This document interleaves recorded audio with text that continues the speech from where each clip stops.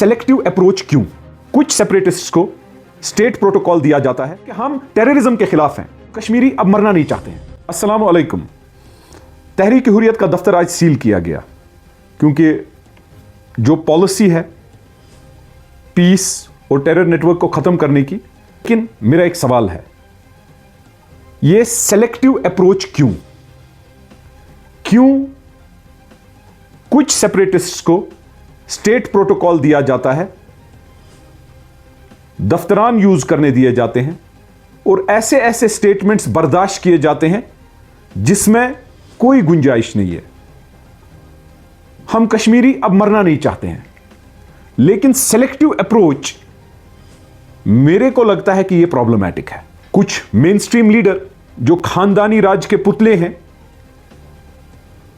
वो चाहे मुखबिर पार्टी से हैं या नेशनल कॉन्फ्रेंस से हैं, कुछ खानदानी राज के पुतले ऐसी स्टेटमेंट्स देते हैं कि वो सईद अली शाह गिलानी साहब के वारिस अपने आप को दिखाना चाहते हैं।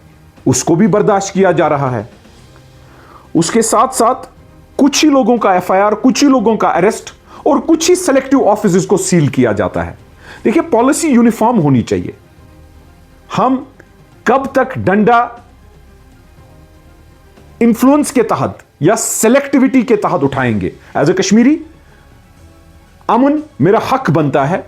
हम टेररिज्म के खिलाफ हैं, कश्मीरी अमन पसंद है। कश्मीरी किसी भी तरीके से कोई भी गुंजाइश हमारे दिलों में और दिमागों में नहीं है कि हम टेररिज्म का साथ दें।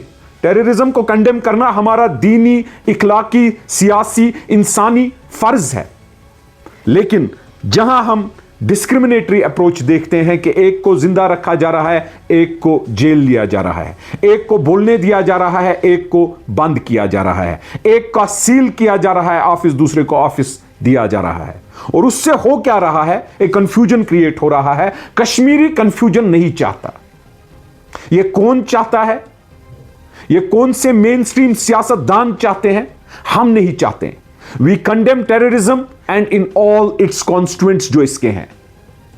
तो मेहरबानी करके होम मिनिस्टर साहब, एलजी साहब, मेरी गुजारिश है, मेरे सवाल हैं कि सेलेक्टिविटी क्यों? और मेरी गुजारिश है, कश्मीरी अमन पसंद है। हमारे पास इर्द गिर्द आप कोई भी गुंजाइश मत रखिए, क्योंकि एक दफ्तर सील होता है, दूसरे दफ्तर में प्रोटोकॉल स्टेट का दिया जाता है। एक को जेल लिया जाता है, दूसरा 3 घंटे जब उसको बंद रखा जाता है, वो कुर्बानी उस 3 घंटे की देता है। अगर देखा जाए, कुछ सेपरेटिस्ट जो इनका ग्रुप था, कुछ जेल में पिछले 20-20 साल से हैं, कुछ कब्रिस्तान में हैं, और कुछ को बोलने की इजाजत स्टेट प्रोटोकॉल के तहत दी जा रही है।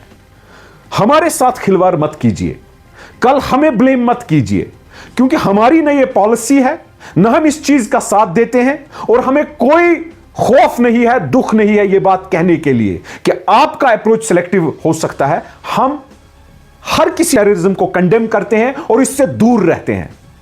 तो मेहरबानी करके अगर हमारी समझ में यह सेलेक्टिविटी ना आए तो हमें समझाइए, हमें क्लैरिटी दे दीजिए।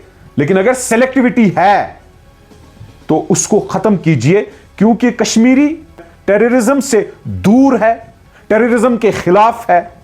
अगर कोई भी साजिश यहां हो रही है, किसी भी तरीके की सेलेक्टिविटी हो रही है, उसका जिम्मेदार कल कौन होगा, यह जिम्मेदारी किस पर होगी, वो बताइए। क्योंकि मैं बार बार एक ही बात दोहराना चाहता हूं, जो ये ग्रुप सेपरेटिज्म का था, कुछ जेलों में 20-20 साल से हैं।